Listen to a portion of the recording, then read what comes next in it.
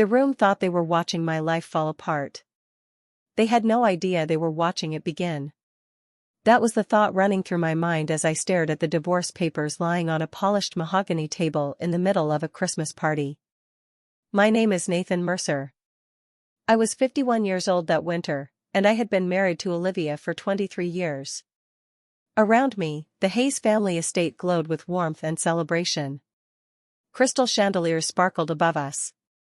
White lights wrapped around towering Christmas trees. Soft holiday music drifted through the room while guests carried glasses of wine and exchanged cheerful conversations. To anyone walking in from outside, it would have looked like the perfect family gathering. But appearances can be remarkably misleading. Snow pressed gently against the tall windows overlooking the property. The fireplace crackled in the background. Somewhere near the staircase, children laughed while opening gifts. Yet in the center of all that holiday joy sat a stack of legal documents with my name waiting at the bottom. Olivia stood across from me in a dark green dress that matched the Christmas decorations. She looked calm. Prepared. Certain. Beside her stood her father, Richard Hayes, wearing the expression of a man who believed he had finally solved a long-standing problem. Around them gathered relatives, family friends, and business associates. Some tried to look sympathetic. Others did not bother hiding their curiosity. Everyone seemed to be waiting for the same thing. My reaction. My collapse. My humiliation. Nathan, Richard said, lifting his glass slightly, there is no reason to make this more difficult than it needs to be. A few people nodded in agreement. I looked down at the papers again. Divorce petition. Property disclosures. Signatures already waiting. The entire process had been carefully prepared. Too carefully. That was when I realized something important. This had never been a spontaneous decision. This moment had been planned long before I arrived. Olivia folded her arms. It is time, she said quietly. Not angry. Not emotional. Just final. The room grew silent. Even the music seemed farther away. For a brief moment, I remembered another Christmas many years earlier. We were newly married then. We lived in a small apartment with unreliable heat and mismatched furniture. We could not afford expensive gifts. We wrapped presents in discount paper and drank hot chocolate while sitting on the floor. Back then, Olivia would laugh at almost anything. Back then, she used to reach for my hand without thinking about it. Looking at her now felt like looking at someone I once knew rather than someone I still loved. A weight settled in my chest. Not because of the papers. Not because of the audience. Because 23 years deserved a better ending than this. I blinked slowly and felt tears gather in my eyes. Immediately, I noticed the reactions around the room. A cousin exchanged a glance with another relative. Someone near the fireplace smiled faintly. Richard's shoulders relaxed. They misunderstood what they were seeing. They thought the tears meant defeat. They thought I was mourning the future they believed I had lost.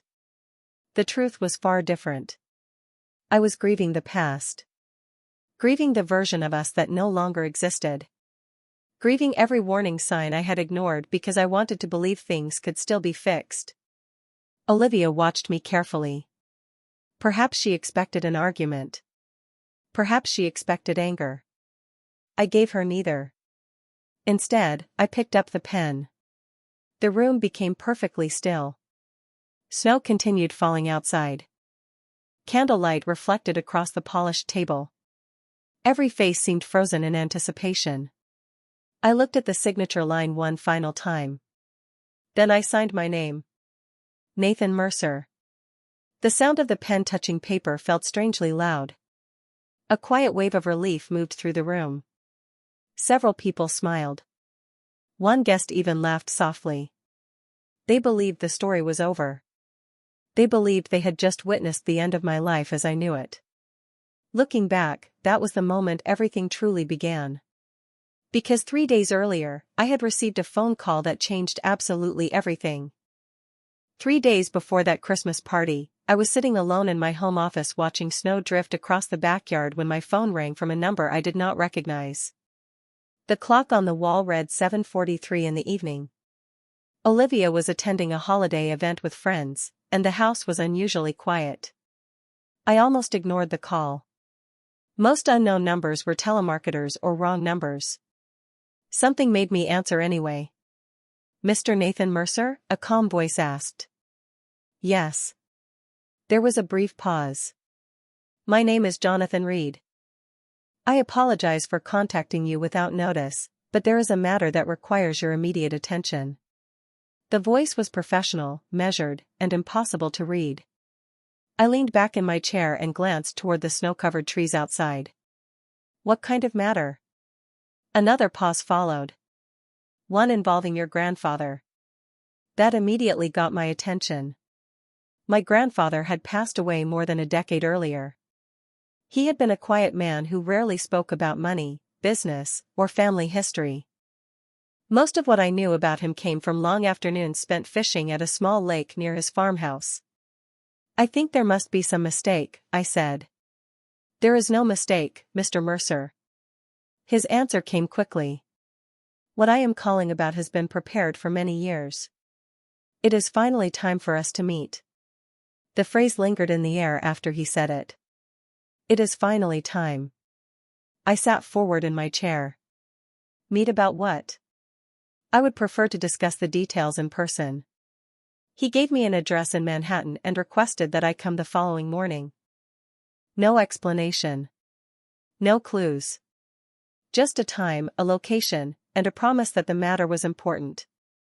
After the call ended, I remained seated for nearly 20 minutes staring at my phone. The house felt different somehow. Larger. Quieter. As though something invisible had shifted. When Olivia returned later that evening, I considered mentioning the call. I almost did. But something stopped me. Maybe it was curiosity. Maybe instinct. Instead, I asked about her evening and listened while she described holiday decorations, crowded restaurants, and conversations with friends. She never noticed that my mind was somewhere else entirely. The next morning I left before sunrise. Interstate traffic was light, and the sky remained dark for most of the drive. The city slowly emerged from the horizon as the first light of day appeared. By the time I arrived at the address Jonathan had given me, Manhattan was fully awake. The building itself was understated. Elegant without being flashy. A receptionist greeted me by name before I introduced myself. That surprised me. What surprised me even more was the conference room waiting upstairs.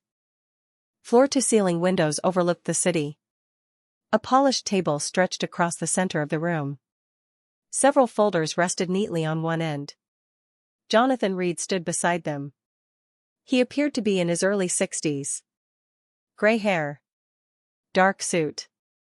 Calm eyes. The kind of man who looked as though he spent his life protecting secrets. He shook my hand firmly and invited me to sit. "Thank you for coming," he said. "Your grandfather believed punctuality was a sign of respect. I think he would have appreciated this." Hearing someone speak about my grandfather in the present tense felt strangely comforting. Jonathan opened one of the folders but turned it away from me before I could see the contents. "Before we discuss anything else," he said, "there is something important you should understand." I waited. He folded his hands together and looked directly at me. "Over the next few weeks, you are going to learn things about your family that were intentionally kept hidden. Some of those truths may change how you view the people around you. My advice is simple." He paused. "Pay very close attention to how people treat you before they know what you know." I frowned. What exactly am I supposed to know? For the first time, a faint smile crossed his face.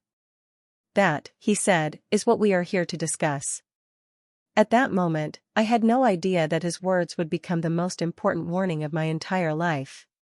When Jonathan finally began explaining why I had been called to Manhattan, I expected legal terminology, financial paperwork, or perhaps some forgotten family matter that needed a signature. Instead, he spent most of the meeting talking about my grandfather. He spoke about him with a level of respect that immediately caught my attention. According to Jonathan, my grandfather had spent decades preparing for something he called a character test. Not a financial test. Not a business test. A character test.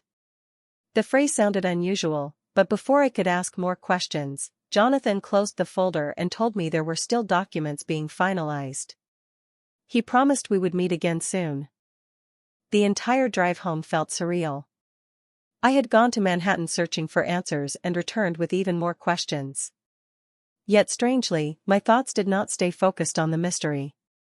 They drifted toward Olivia. Toward us.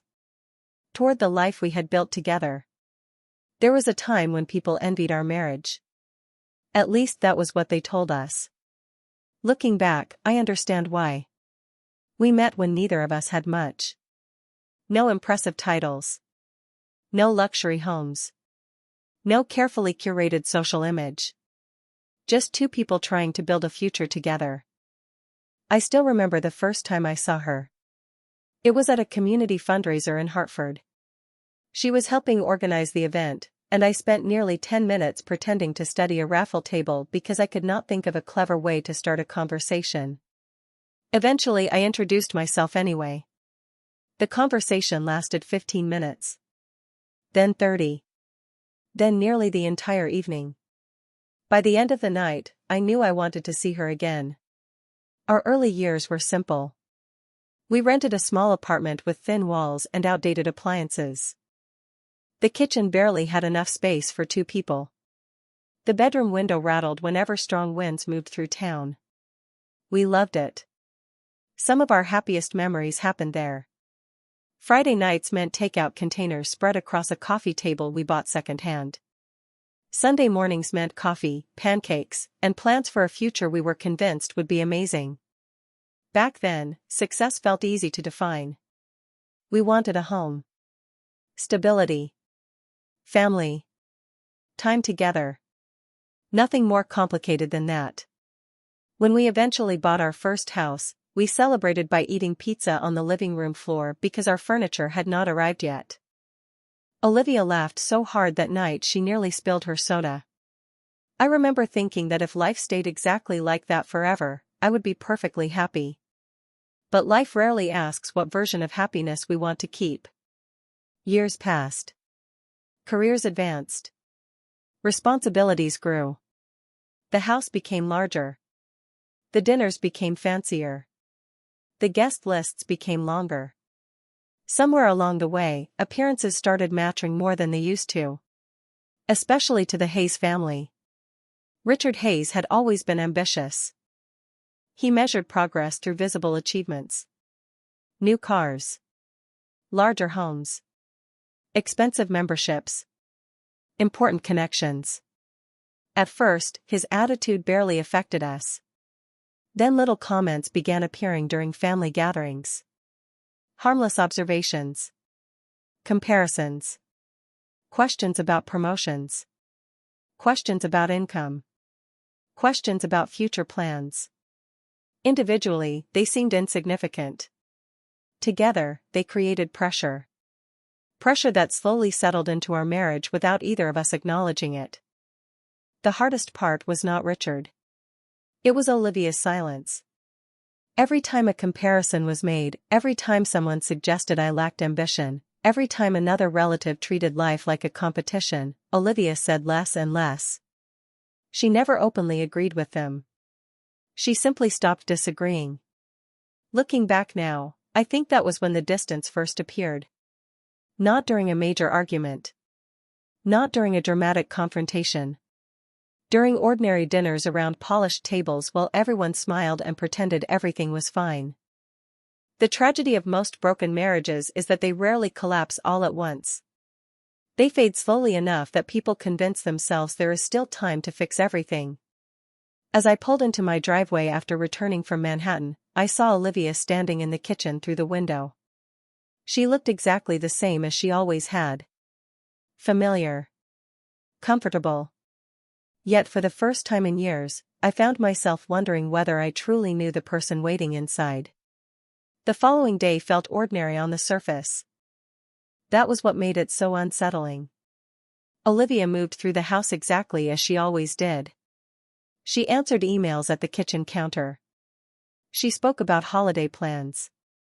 She asked whether I wanted coffee. Nothing appeared different. Yet after my meeting with Jonathan Reed, I found myself noticing things I had ignored for years. Small things. The kinds of details that seem meaningless until they begin forming a pattern. That afternoon, Olivia mentioned the upcoming Christmas gathering at her parents' estate. "Everyone will be there," she said while scrolling through her phone. "Dad has been planning it for months." I nodded. Richard Hayes treated every holiday like a corporate event. Guest lists. Seating arrangements. Professional catering. Expensive decorations. Everything designed to impress. "You are coming, right?" she asked. The question seemed simple enough, but something about her tone caught my attention. She sounded less interested in my answer than she did in hearing me give it. "Of course," I replied. "Why would I not?" For a brief second, she hesitated. "Just making sure." Then she smiled and returned her attention to the phone. The moment passed quickly. Yet it stayed with me for the rest of the day. Over the next 48 hours, similar moments continued appearing. Phone calls that ended when I entered the room. Text messages that seemed to arrive constantly. Conversations interrupted whenever I approached. None of it would have seemed suspicious on its own. Together, however, they created an uncomfortable feeling I could not ignore. It was as though everyone around me had received instructions from a script I had never been given. On the evening before Christmas Eve, I attended a dinner hosted by one of Richard's business associates. Events like that had become common over the years. Expensive restaurants. Polished conversations. Endless discussions about investments, promotions, acquisitions, and status. I sat beside Olivia while listening to people compare accomplishments as though life were a scoreboard. At one point, a guest asked me about my career. Before I could answer, another man laughed and said, "Nathan has never really cared about climbing ladders." Several people smiled politely. The comment was delivered as a joke. Most insults are. They travel farther that way.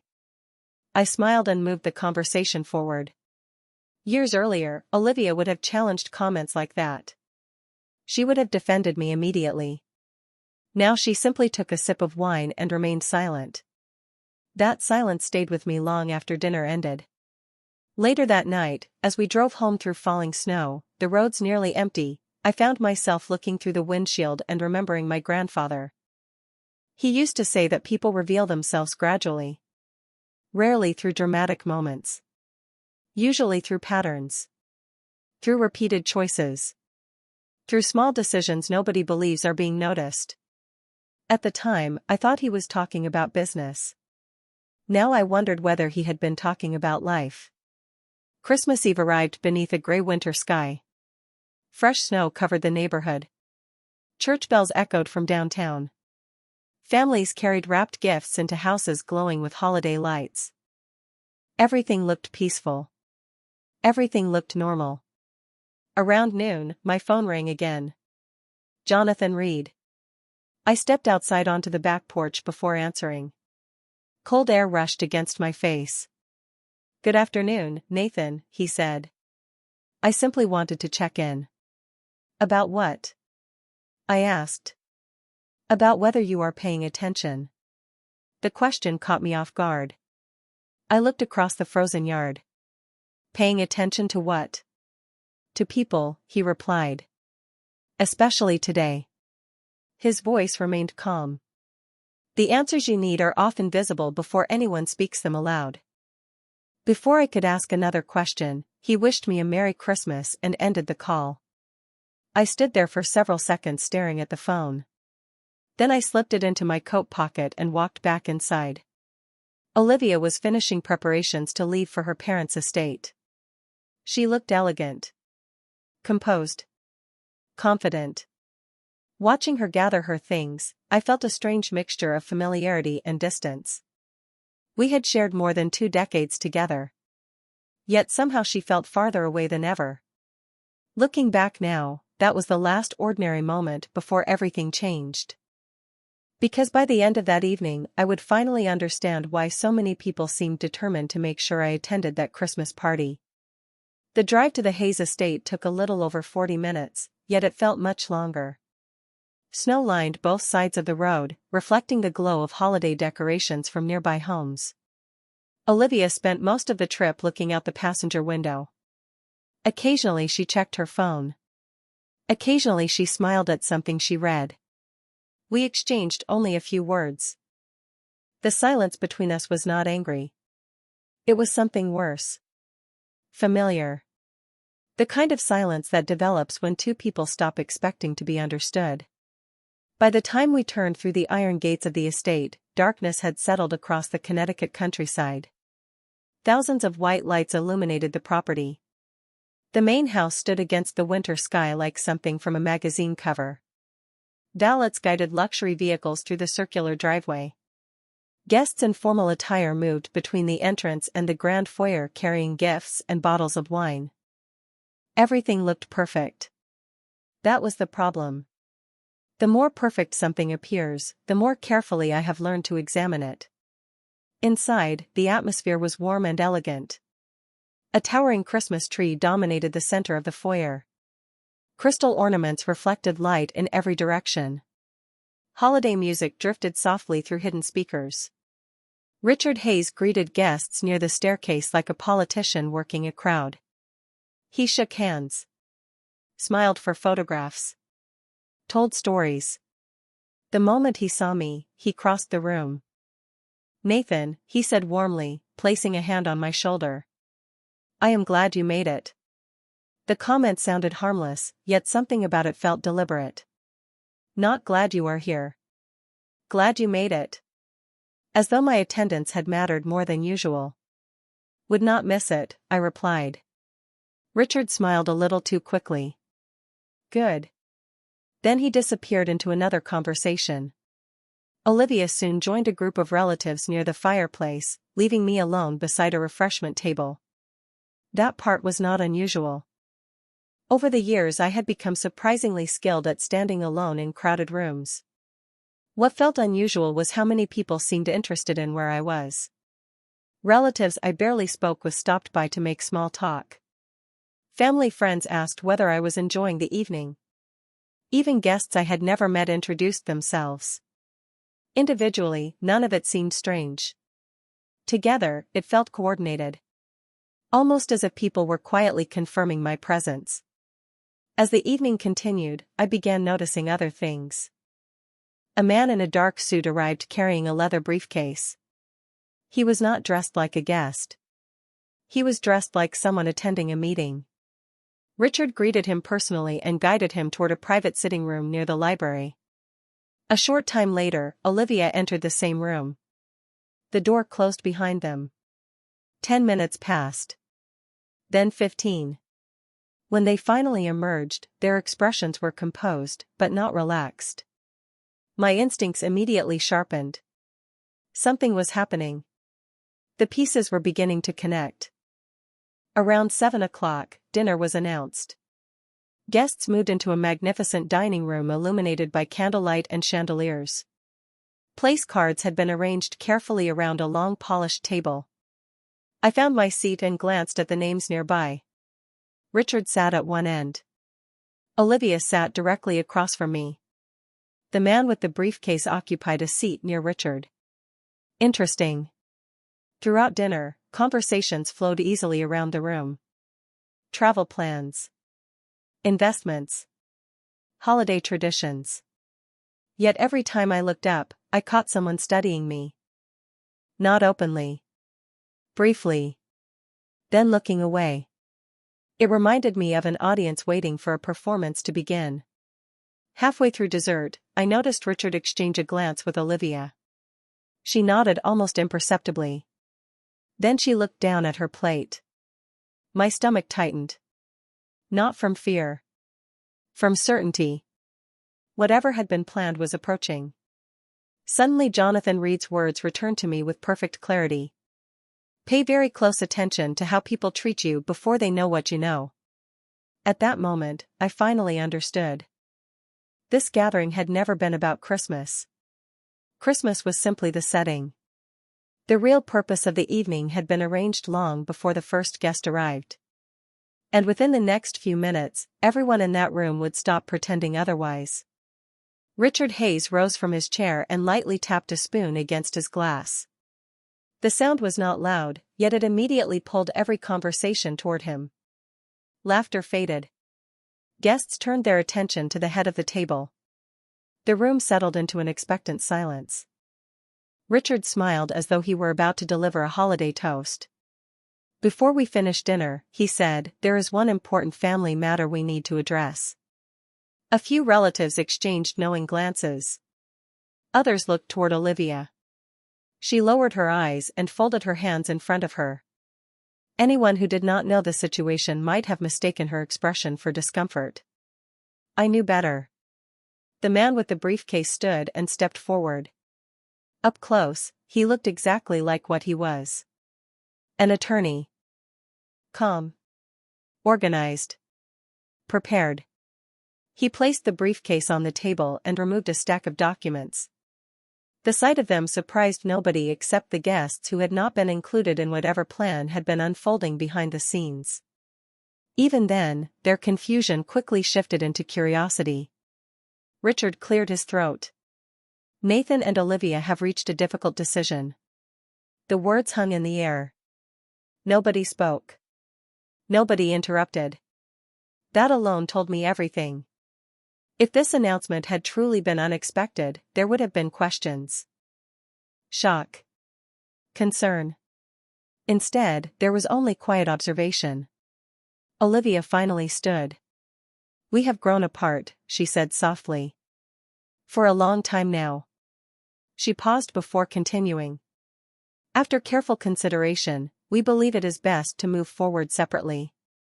The wording felt polished. Rehearsed. Like lines practiced in advance. Around the table, heads nodded sympathetically. A few guests looked down. Others studied me openly. They were waiting for anger. Waiting for denial. Waiting for some dramatic reaction that would justify what was happening. Instead, I sat quietly. The attorney placed the documents in front of me. Divorce paperwork. Legal disclosures. Signature lines already marked. Every page neatly organized. Every detail professionally prepared. This had not been arranged in a few days. This had been planned for weeks. Maybe months. The realization should have shocked me. Strangely, it did not. Perhaps because Jonathan's warnings had prepared me. Perhaps because deep down, part of me had already seen this coming. Olivia remained standing. She looked at me with an expression I struggled to read. It was not sadness. It was not relief either. It felt more like certainty. The certainty of someone who believed the outcome was already decided. Richard folded his arms. Nobody wants unnecessary conflict, he said. The holidays are difficult enough. The irony almost made me smile. Presenting divorce papers in front of dozens of guests was apparently his version of avoiding conflict. Yet I remained silent. Across the room, candlelight reflected off crystal decorations. Snow continued falling outside enormous windows. Christmas music drifted faintly through hidden speakers. The contrast felt surreal. Holiday warmth surrounding the coldest conversation of my life. I looked down at the paperwork. My eyes moved across the pages without truly reading them. Not because I was overwhelmed. Because my thoughts had drifted elsewhere. To my grandfather. To Jonathan Reed. To the mysterious meeting in Manhattan.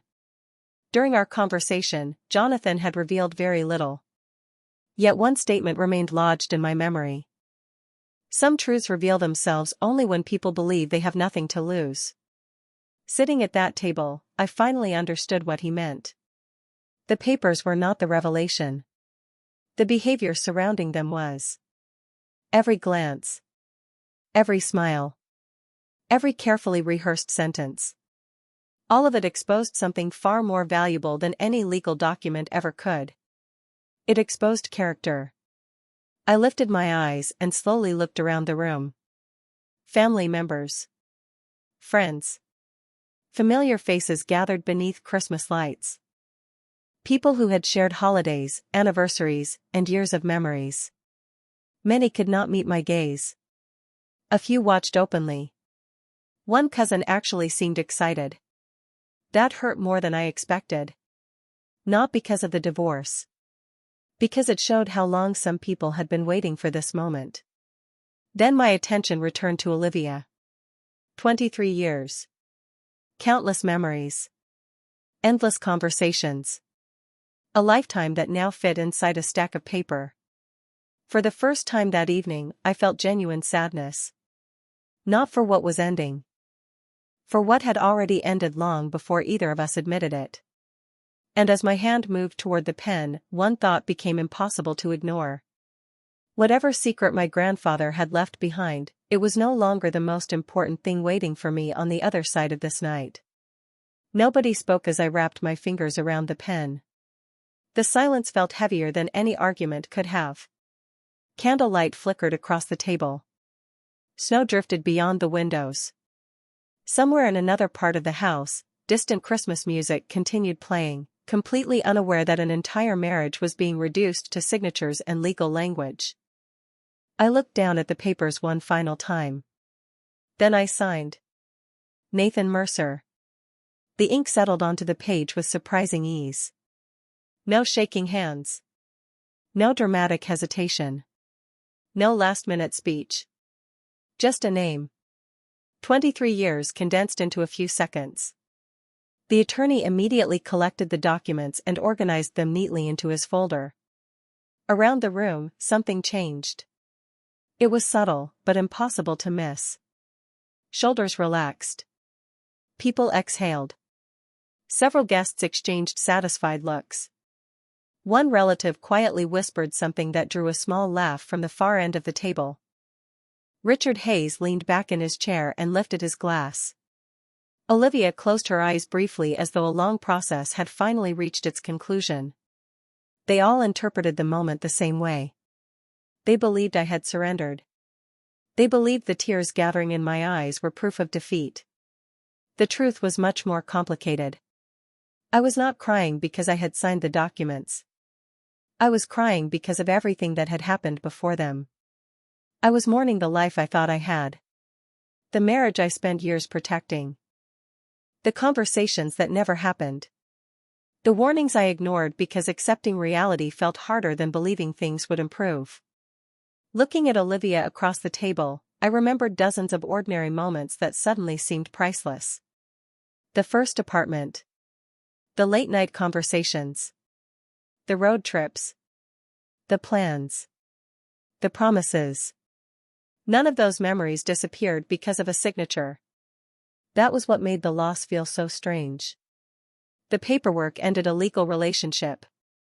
The emotional ending had happened long before either of us acknowledged it. A tear slipped down my cheek. I wiped it away without embarrassment. For a brief moment, our eyes met. Something flickered across Olivia's face. Not triumph. Not happiness. Uncertainty. As though she had expected a different version of me. Perhaps she expected anger. Perhaps she expected resistance. Instead, all she saw was acceptance. Sometimes acceptance is more unsettling than conflict. Richard cleared his throat and offered a carefully rehearsed smile. "This is difficult for everyone," he said. Several people nodded. The statement sounded compassionate. It felt hollow. Difficult for everyone. Interesting choice of words. Most of the people in that room would return to their normal lives before the week ended. They would tell stories about the evening. Discuss the outcome over coffee. Move on. I would be the one rebuilding. Yet strangely, I felt calmer than anyone else present. The reason had nothing to do with money. Nothing to do with legal documents. It had everything to do with clarity. For the first time in years, there were no illusions left. No confusion. No guessing. Every person in that room had revealed exactly where they stood. That kind of honesty is painful, but it is also freeing. The attorney closed his briefcase. Conversation slowly resumed. Glasses clinked. Guests returned to their desserts. The evening continued as though a major life event had merely been another item on the schedule. Watching it all unfold, I realized something unexpected. I was no longer angry. Disappointed, yes. Sad, certainly. But anger requires expectation. And my expectations had finally disappeared. As I sat there beneath the Christmas lights, surrounded by people who believed they understood my situation completely, I found myself thinking about Jonathan Reed's warning. Pay attention to how people treat you before they know what you know. Looking around the room, I realized the lesson was complete. They had shown me everything. What none of them understood was that the most important chapter of this story had not happened yet. In fact, the reason Jonathan brought me to Manhattan was still waiting quietly in the background, hidden from every person gathered around that table. And within a matter of days, the assumptions that filled this room would begin collapsing one by one. The first week of January arrived beneath cold gray skies and steady winter rain. Christmas decorations disappeared from front porches. Holiday music faded from stores. Life returned to normal for most people. At least that was how it appeared on the surface. For me, nothing felt normal. The divorce paperwork had already begun moving through the legal process, and a financial review meeting had been scheduled in Manhattan. Olivia attended with her attorney, Daniel Brooks. Richard and Susan Hayes accompanied her. I arrived with Jonathan Reed.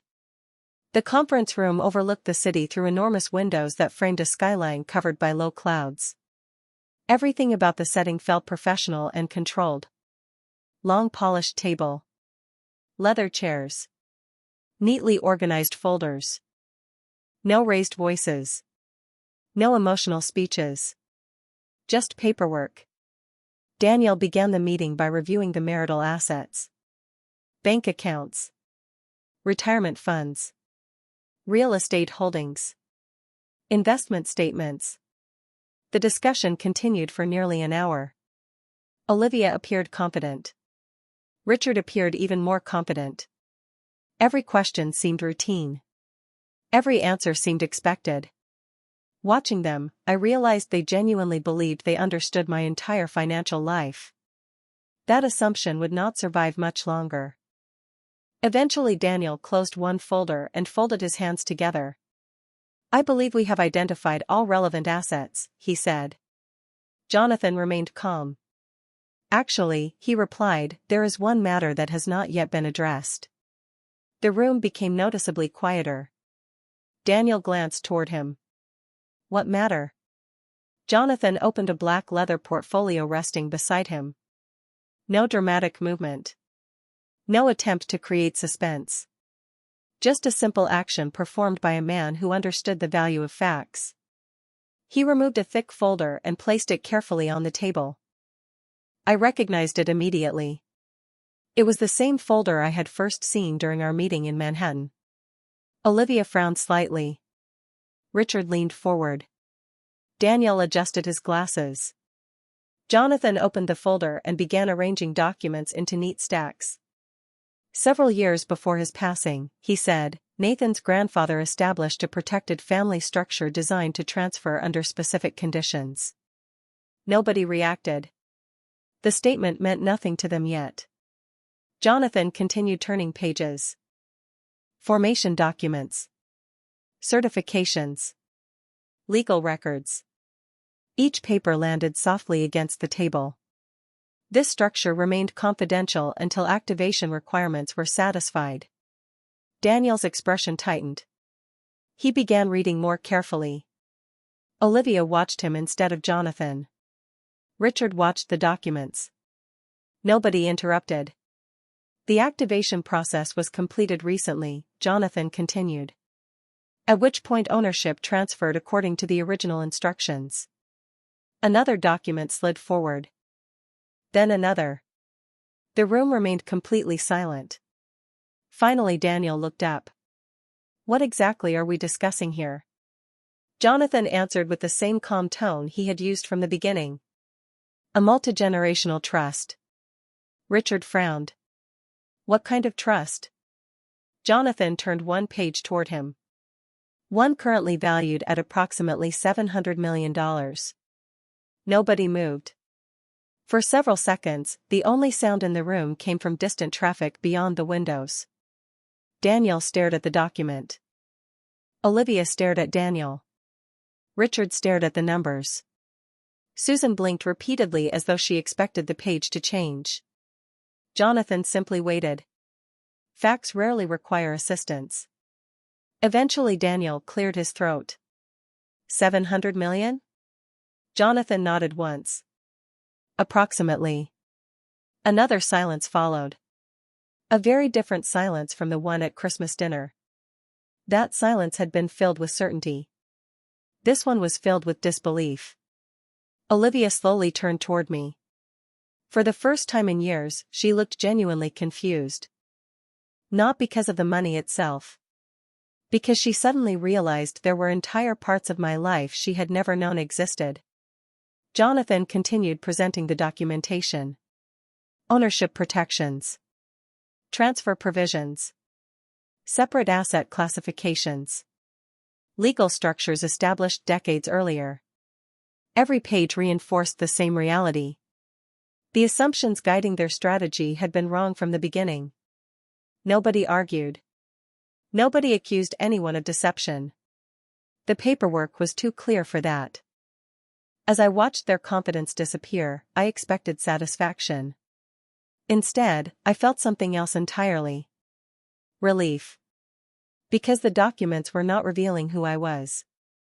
They were revealing who everyone else had been all along. 1 year later, Christmas arrived again beneath a sky filled with slow drifting snow.